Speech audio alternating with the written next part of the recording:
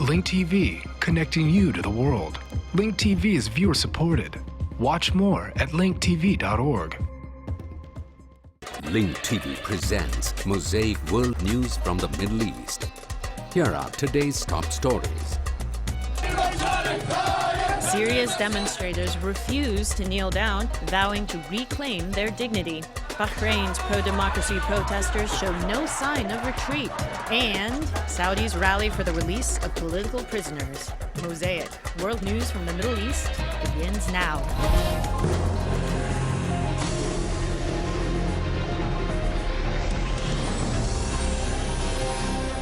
وتؤكد تسمية هذه الجمعة التي أطلق الناشطون عليها لن نركع تؤكد The slogan for this Friday protest, "We won't kneel," reaffirms the meaning of dignity for those rising up in Syria, as the word dignity was chosen for the first Friday rally held on March 18. The following report explains the meaning of this slogan and the meaning of dignity and nationality embraced by the Syrian people in the fight against what has become known as the norms of oppression by the Syrian regime. لدى النظام هناك.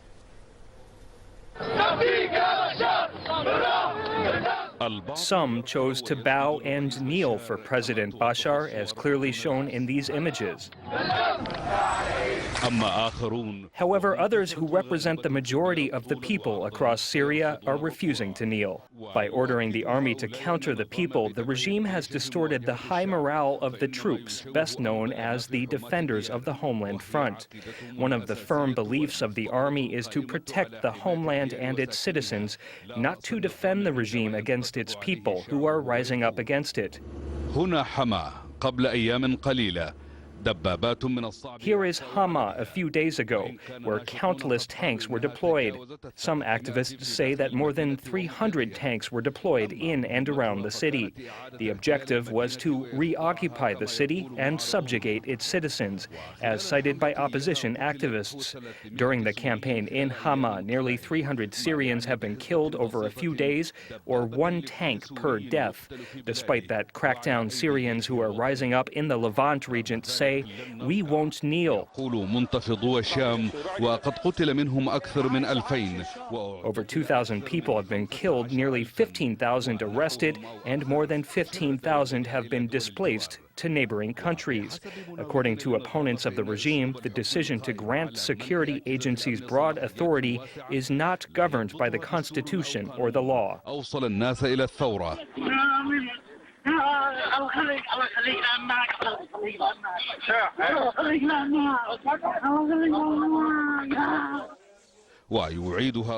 This brings back to memory the latest incidents of Daraa and highlights the meaning of dignity, which was adopted as a slogan by the first wave of protesters who chanted "death, not humiliation." Then elements of the regime met with leaders of the city. The regime tried to take their dignity away as security forces pulled out the fingernails of some children who were chanting for freedom and change.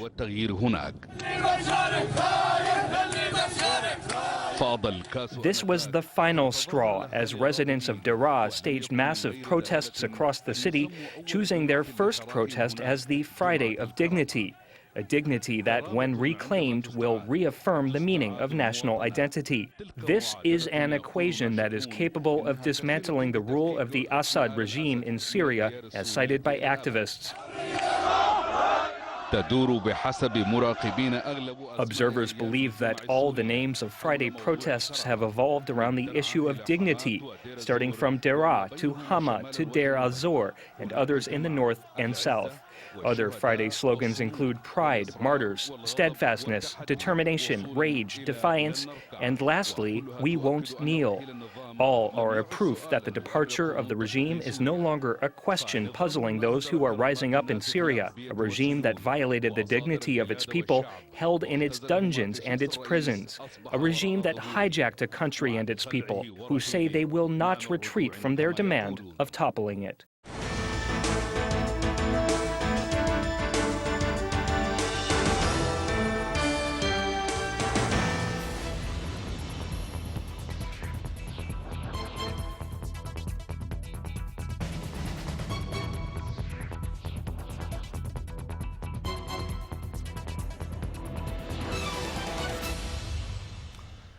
دعت جمعية الوفاق الوطني الإسلامية في البحرين إلى المشاركة الواسعة في Al-Wifaq National Islamic Society called for mass participation in the No Retreat Festival on the Friday of Decisiveness, as the Ministries of Health and Education continue to fire more of their employees for participating in peaceful protests. Hundreds of public sector employees were dismissed from their positions over their participation in demonstrations.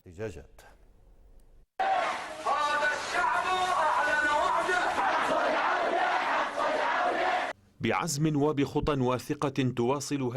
determination and confidence, these masses continue their daily peaceful marches to confirm their commitment to their demands. In one voice, they are demanding reforms and democracy while condemning the crackdown by the authorities, who have resorted only to the language of force and bullets to face peaceful protests.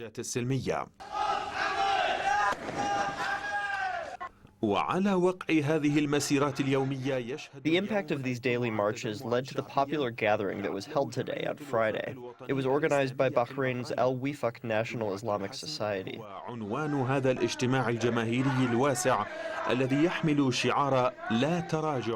This mass popular demonstration was held under the banner of Friday of Decisiveness and the No Retreat slogan. Al-Wifaq called on the Bahraini people to participate en masse and to respond to the call in the area between northern Sehla and Abu Kuwa. In its ongoing public events, during which popular demands were reiterated, Al-Wifaq confirmed that its main demands are the genuine implementation of a constitutional monarchy, an elected government that represents the people's will, and a parliament with full legislative and regulatory authorities. In addition to the demands of fair representation under the principle of one vote for each citizen, they also demanded a fair and independent judiciary and security for all citizens. In response to the continuing popular mobilization, human rights violations by the Saudi-backed Bahraini authorities also proceed.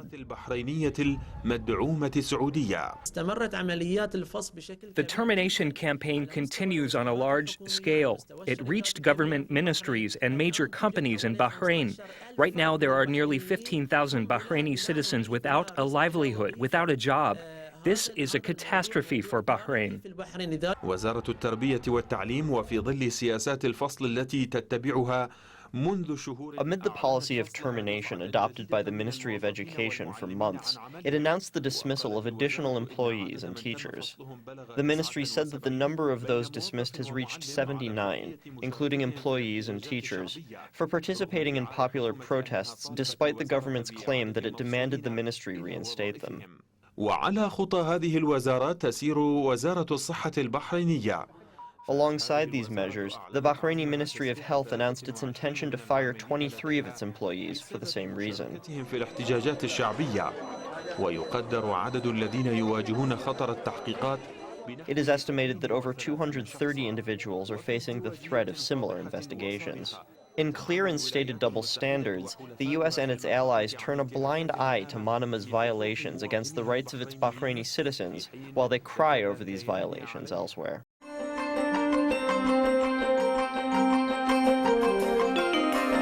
The Libyan revolutionaries have announced that at dawn they advanced on 3 fronts toward the capital, Tripoli. They are marching closely toward key coastal cities in western Libya, including Azawiyah, Azaziyah, and Sarman. Yesterday, the revolutionaries seized control of the residential neighborhoods east of the city of Brega. Brega's western areas are still under the control of Colonel Muammar al-Gaddafi's forces. The Libyan opposition has achieved a political victory after assuming responsibility for running the affairs of the Libyan embassy in Washington, D.C. The opposition has officially reopened the embassy. At the international level, UN Secretary General Ban Ki-moon has expressed concern over recent reports of civilian deaths in the Libyan war, urging all sides to avoid killing innocent people.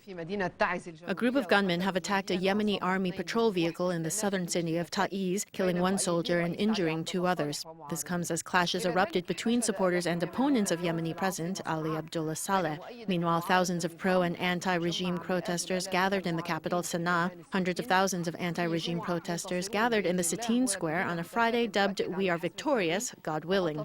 They chanted slogans demanding the ouster and trial of all elements of the regime. On the other hand, supporters of the ruling regime gathered in Sabine Square under the slogan "Friday of National Alliance to Protect Constitutional Legitimacy" in support of Saleh and his legitimacy.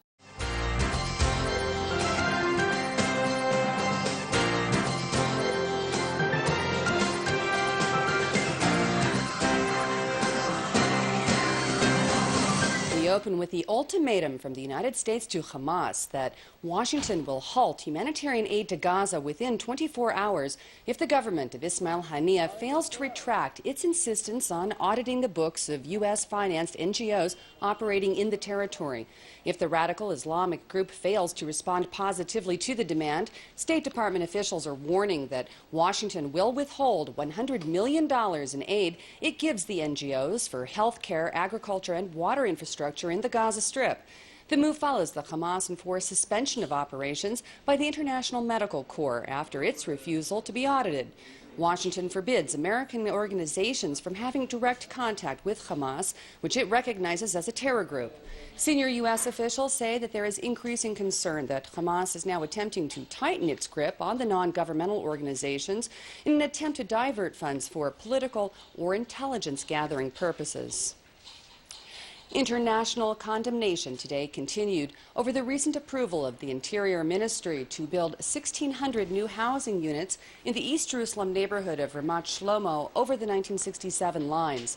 The Palestinian government denounced the plan and demanded that the world's governments pressure Israel into reversing its decision. European Union Foreign Policy Chief Catherine Ashton today expressed regret over the development and said that it not only undermines ongoing efforts to resume negotiations between Israel and the Palestinians, but it also threatens the two-state solution. Ashton issued a statement stressing that the EU has repeatedly called on Israel to halt what she referred to as settlement expansion. The decision also came under fire from the United Nations Middle East envoy Robert Sari, who described the move as provocative. Following the announcement, the White House expressed its own concern over the renewed building in Ramat Shlomo. We are concerned about continuing Israeli action with respect to housing construction in Jerusalem. We have raised these concerns with the Israeli government, and we will continue to do so. As we've said many times, unilateral action of this kind works against our efforts to get folks back to the table, makes it all more difficult. And we think the best path forward is direct negotiations so that the parties can agree together on an outcome that realizes the aspirations of both parties for Jerusalem and safeguards the unique religious status for people around the world. Turning to the ongoing social protest against the cost of housing, and demonstrations are now moving to the periphery. Activists are gearing up for tomorrow night's mass protests slated to take place in at least 12 cities, stretching from Afula in the north to Eilat in the south of the country. For the first time, the central demonstration will be staged in Beersheba, where organizers expect some 50,000 participants to attend. Dozens of buses will transport activists from Tel Aviv to the area known as the capital of the Negev. Popular entertainers, including the Hadag Nachash Band, Achinoam Nini, Irmi Kaplan, and Kobe Oz, are slated to perform at tomorrow night's mass rally.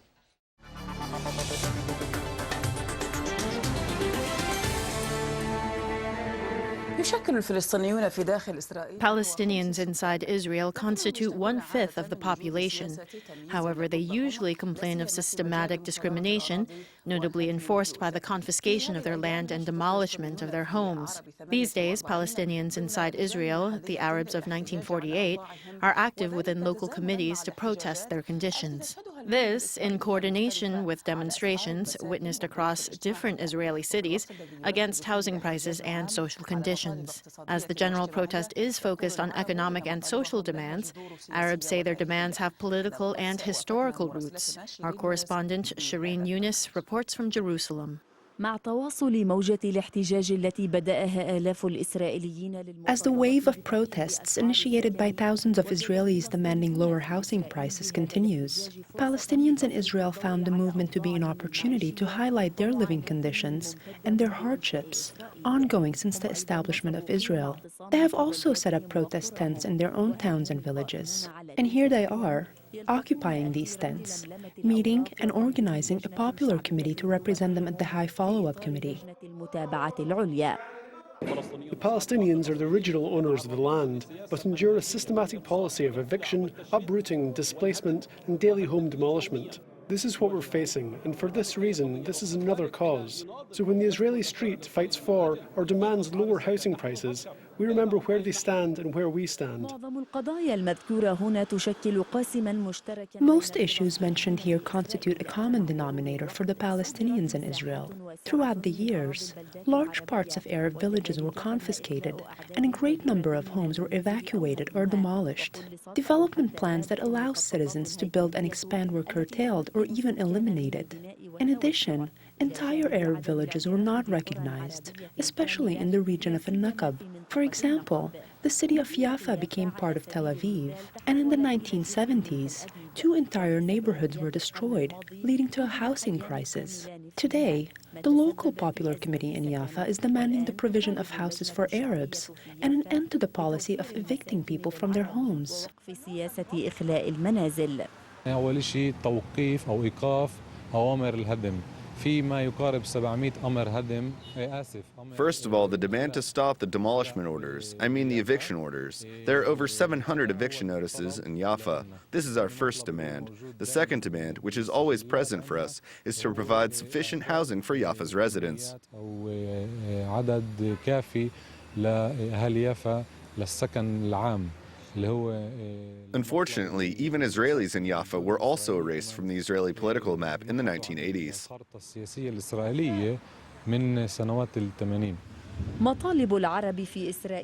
Demands of the Arabs in Israel have still not been clearly included among the demands presented by the organizers of the anti-government protest. However, Arab activists are seriously attempting to gain adequate representation within the negotiating delegation.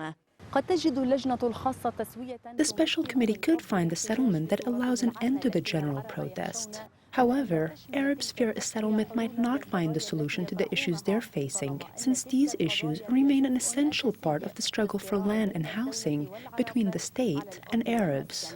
From Jaffa, Shireen Yunus, BBC.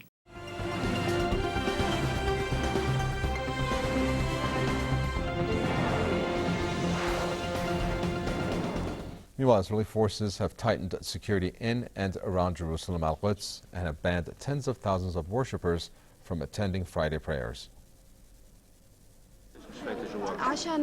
I've been here from 8 in the morning because I have no permit to enter. Those under the age of 45 need to get a permit, so I'm waiting and hoping that they'll change their mind and let us in. I came from Ramallah for the Friday prayers at the al-Aqsa Mosque, but they banned me from entering as I am under the minimum age allowed. They have issued a statement, and those born after 1960 are not allowed to enter the mosque. It is not normal to impose restrictions on worshippers. Israel has denied entry to al-Aqsa Mosque to men under the age of 50 and women under 45 as Palestinians perform the second Friday prayer of Islam's holy fasting month of Ramadan. Palestinians have called the restrictions collective punishment. They say the restrictions on movements have affected their economy and made travel difficult. Meanwhile, Saudi Arabia protesters have taken to the streets in the province of Al-Qatif, calling for the release of thousands of political prisoners who are held in Saudi jails.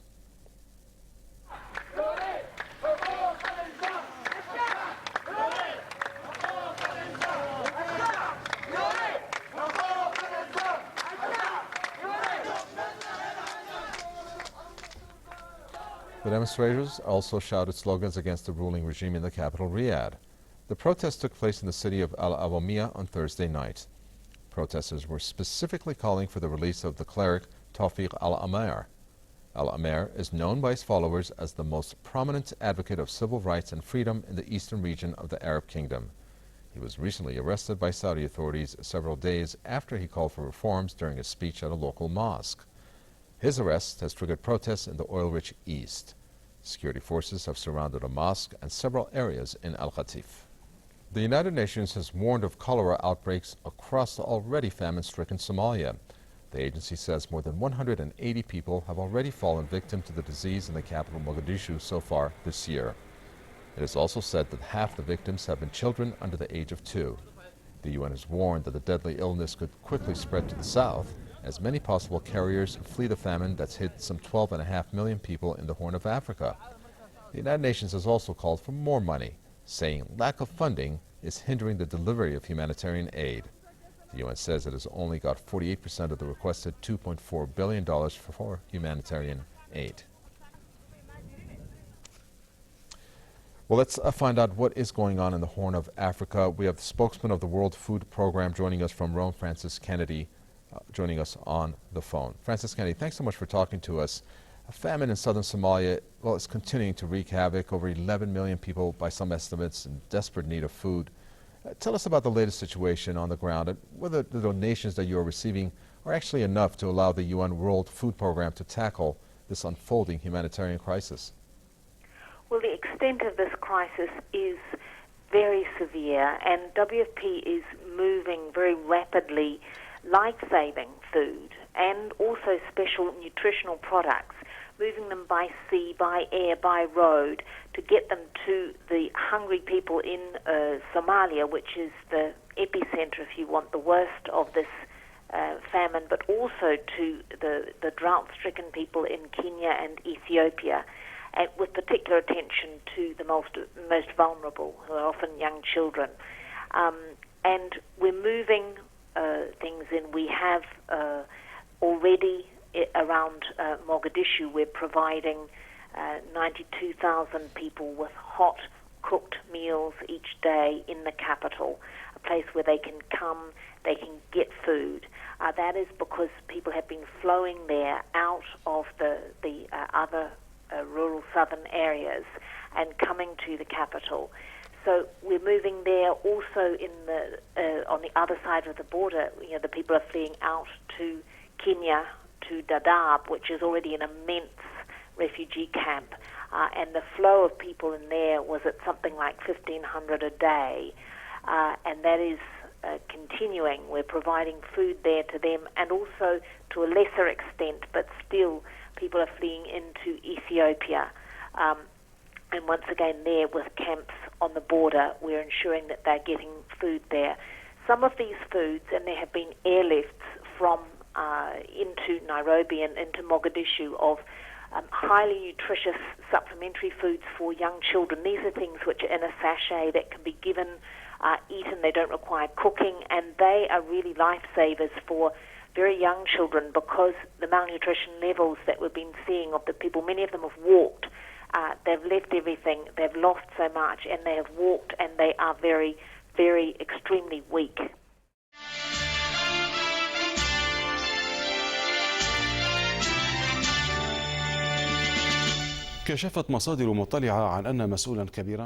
Knowledgeable sources divulged that a high-ranking official in Baghdad province was given a residence worth 10 billion Iraqi dinars from an engineering company in exchange for assigning the company 2 large projects. The sources confirmed that the deal was signed on July 30th in the Jordanian capital of Amman, with the signing of a contract to build a bridge in al-Madain district. The engineering company was also assigned a sewage project in Tarmiya. The sources indicated the estimated value of the first project at 103 billion Iraqi dinars, and the second is estimated at 60 billion Iraqi dinars. The current law does not allow assigning 2 major projects to one company at the same time. In an attempt to halt mounting criticism, the current Ministry of Planning has said it has approved a plan to conduct a new survey on the poverty level in Iraq. The survey is set to be completed at the end of 2012. The Food and Agriculture Organization, the FAO, said the prevalence of poverty and hunger, in addition to the lack of food safety in Iraq, has become a phenomenon that severely threatens the future of Iraq.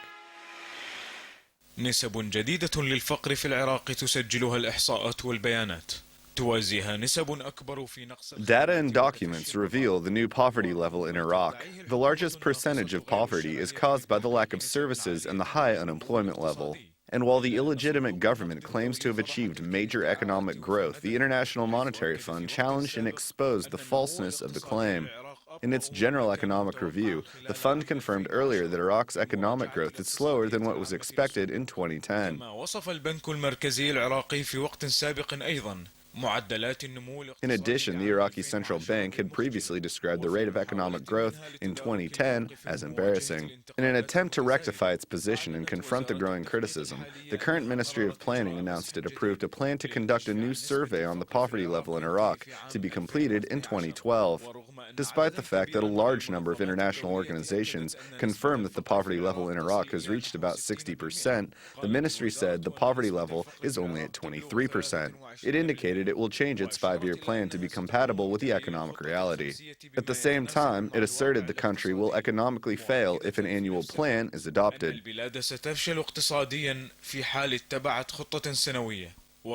The Food and Agriculture Organization, the FAO, said the prevalence of poverty, hunger, and the lack of food safety in Iraq has become a phenomenon that severely threatens the country's future. The FAO predicted these phenomena to cause growth stunts, weight loss, physical and psychological frailty, and deformities, in addition to slow economic and human development. Poverty will be another pain added to the misery of Iraqis, already enduring the pain of the U.S. occupation and the destruction and devastation it has caused to all infrastructures in Iraq.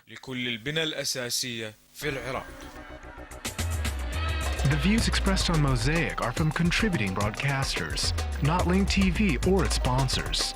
The production of Mosaic is made possible by grants from the John D. and Catherine T. MacArthur Foundation, the Firedoll Foundation, and by support of viewers like you. Thank you. Watch Mosaic World News online. Stay up to date with breaking news, read our blog, get transcripts of past shows, and more at linktv.org/mosaic.